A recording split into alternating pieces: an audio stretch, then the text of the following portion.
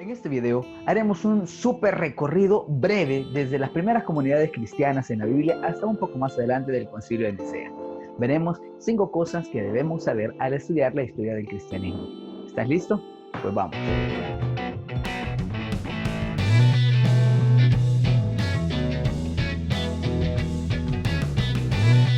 Primero, no hablamos de un cristianismo, sino de varios cristianismos, es decir, varios movimientos que se dieron después que el Galileo fuera crucificado, resucitado y ascendido al cielo, tal como lo describen los evangelios y el libro de Hechos.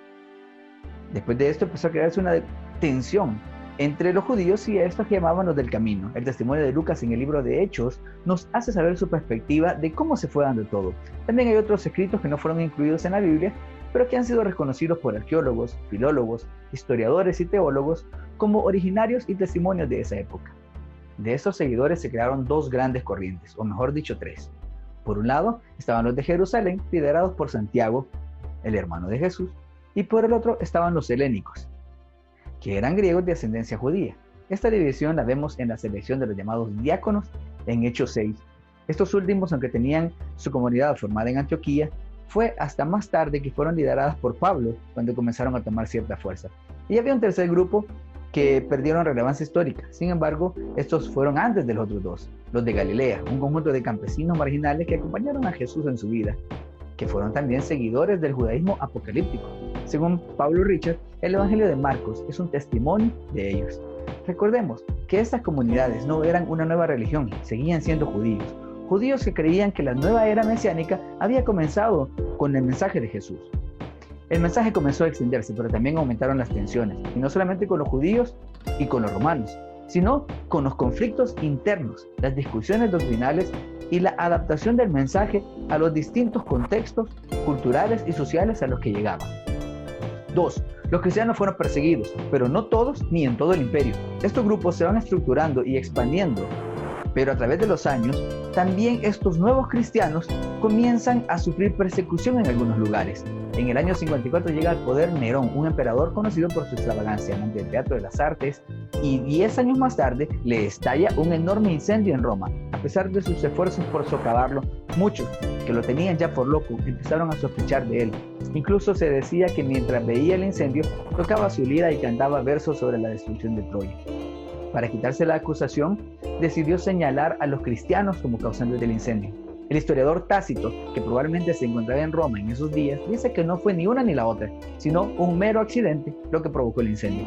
No obstante, los cristianos fueron acusados de odio a la raza humana, porque decían que habían matado a su líder y que eso los tenía descontentos. También se les acusó de cometer abominaciones. Algunos suponen que era por su celebración de la Eucaristía, comiendo la sangre y el cuerpo de Cristo. Pero el mismo Tácito dice que a estos se les hizo vestir con pieles para que los perros se los comieran en el camino. A otros se les prendió fuego para que en la noche iluminaran las calles de Roma. Entre las víctimas de esta persecución, algunos mencionan que estuvieron Pablo y Pedro en esta misma época. Después que Tito invadió Jerusalén en el año 70, las persecuciones cesaron. El mensaje siguió extendiéndose. En el año 81, Domiciano llega al poder y con este se desató una terrible persecución. No sabemos por qué, solo sabemos que era un defensor de las tradiciones romanas. Se dice que exigió el pago de las ofrendas que antes iban para el templo para que se hicieran a él. Los judíos se negaron, así que empezó a perseguir a los que practicaban las costumbres judías, incluyendo a los cristianos. Pero esta persecución no fue general, sino por sectores específicos. A los cristianos se les acusaba de ser ateos, porque decían que el Dios que adoraban era invisible. Ronnie Stark dice en su libro La expansión del cristianismo que durante el reinado de Marco Aurelio surgieron devastadoras pandemias y que ante tal letalidad y desmoralización de la sociedad, el cristianismo pudo transformarse en un consuelo, es decir, que la crisis fue clave para su aceptación en el imperio. Así siguieron las cosas caminando. Ignacio de Antioquía escribió: el fuego, la cruz, fieras y huesos quebrados, todo lo he aceptado con tal que yo alcance a Jesucristo. Número 3. Como respuesta a las críticas surgieron las apologías. Es así como la historia se va escribiendo en constante tensión, en variados estados y en distintos extractos, y en medio de muchas calumnias y señalamientos, se lleva a cabo una lucha intelectual en la que surgen grandes pensadores llamados apologistas. Apología significa defensa o justificación. Los autores de esta lo que pretenden es mostrar con claridad las doctrinas y las prácticas de las comunidades. Hasta hoy el cristianismo crecía entre el pueblo, muchas veces inculto, pero ya era necesario que en un mundo helénico de sabios y filósofos se plantearan argumentos capaces de contraatacar los dardos intelectuales de las altas esferas del saber, entre los que están la Carta de Diomedo, Tertuliano de Cartago, la de G, Justino, Clemente, Ignacio, Policarpo, Ireneo, entre otros. Jan Combi dice que en uno de sus escritos, Justino aclara que no tenían necesidad de perseguirlos, no estaban escondidos, estaban por todos lados, no hacían nada en secreto, no tenían costumbres ocultas, y que es la sociedad romana la que tiene esas costumbres nefastas de las cuales lo acusan. Practican el infanticidio, el aborto, la inmoralidad. Los apologistas también decían que los cristianos eran buenos ciudadanos, que les interesaba el Estado y que lo cuidaban. En medio de todo se dio también la persecución y el martirio. ¿Qué es un mártir? Un mártir es aquel que muere en medio de suplicios refinados, así lo definen. Pero la palabra mártir se deriva del griego que significa testigo. Hay varias olas de persecuciones, todas locales y dispersas. Tampoco se mataban a todos los cristianos, solo eran algunos que eran acusados. Las muertes variaban, por citar algunas. Cipriano murió atravesado por una espada. Blandina, una niña de 15 años, sufrió toda clase de martirios y con su cuerpo debilitado seguía con vida. Fue suspendida en un poste para que se la comieran las bestias, pero ninguna de las bestias la tocó. Fue llevada otra vez al espectáculo, la hicieron pasar por fuertes tormentos, la sentaron en una silla de hierro incandescente y no murió. La encerraron en una red y la tiraron para que un toro la arrojara por el aire. Lo hizo varias veces y no murió. Al final tuvieron que degollarla, pero su esperanza fue mayor que el sufrimiento de la muerte. Perpetua y Felicita fueron otras que fueron arrojadas a las fieras en el Coliseo. Perpetua, a pesar de los ruegos de su padre y de la triste imagen de su hijo recién nacido, no dio marcha atrás. Juan, el llamado teólogo, autor del Apocalipsis, fue metido en aceite hirviendo y sacado milagrosamente vivo. Y luego fue exiliado a la isla de Patmos, que era un desierto rocoso. Así, tantas historias que ocuparemos otro video para compartirlas. Pasó el tiempo y entre martirios y apologías el cristianismo seguía su marcha. 4. La herejía no es una mala palabra, o no lo era. A pesar de que Jesús no dejó ninguna palabra escrita, las comunidades se organizaron para definir lo que tenían que enseñar en el variado trasfondo cultural y religioso de la época. No había estructura ni organización central, solamente comunidades con documentos, epístolas y tradiciones orales. Así que surgieron una variedad de interpretaciones de la fe. Así surgió un nuevo concepto llamado herejía.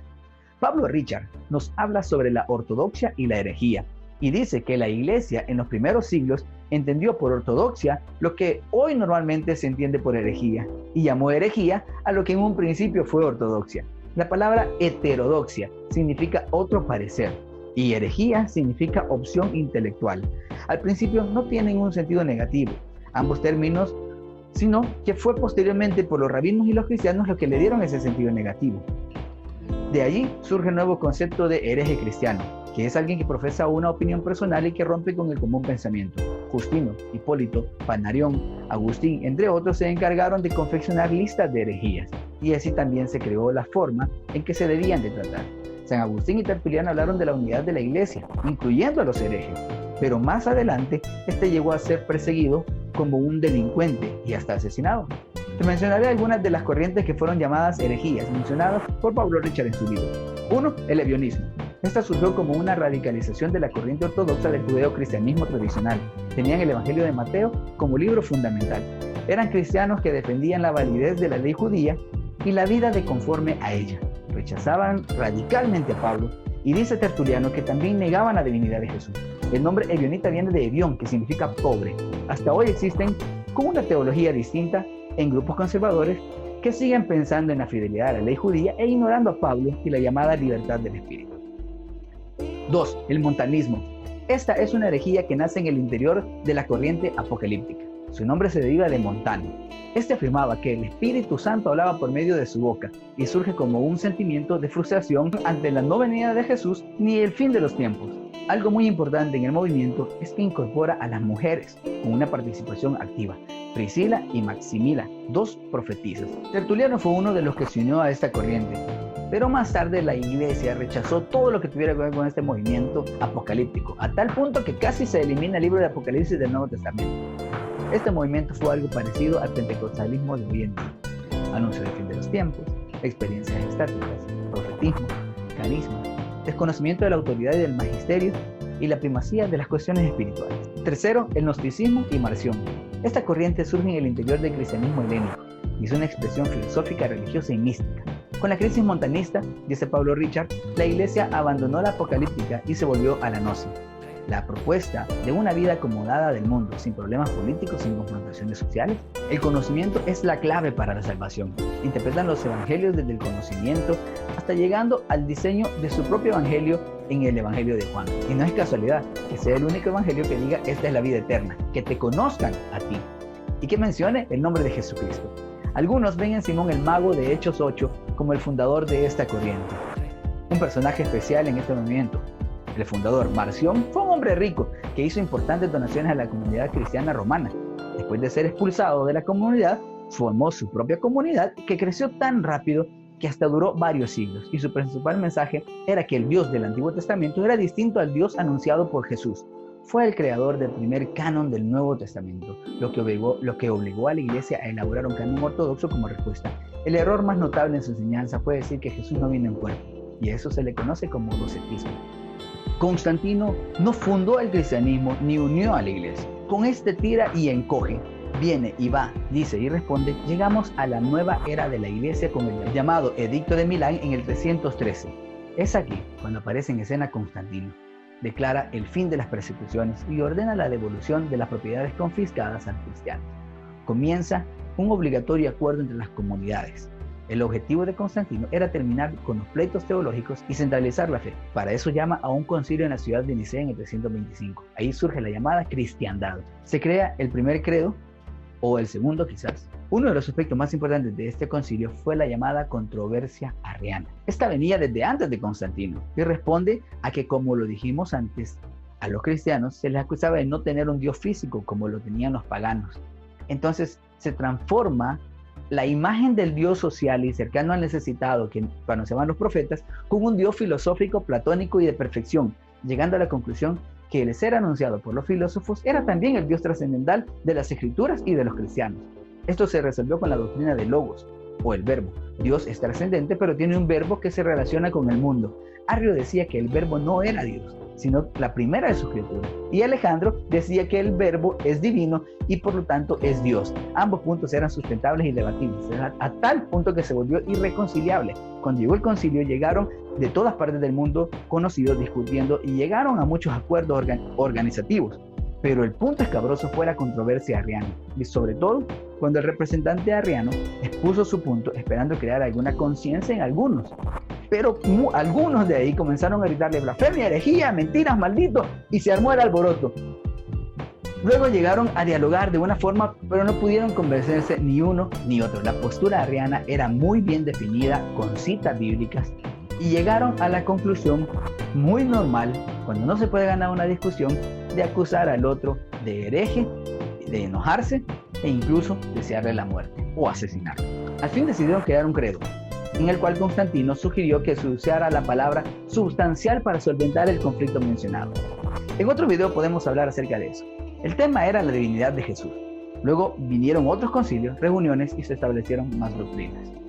La grandeza de Constantino era tal que, no satisfecho con la ciudad romana, mandó a construir su propia ciudad, Constantinopla. Su principal aliado fue el obispo Eusebio de Cesarea, quien fungió como secretario al plasmar por escrito lo que llamó historia eclesiástica. Justo González dice que el propósito de la obra de Eusebio era mostrar que la fe cristiana era la consumación de toda la historia humana.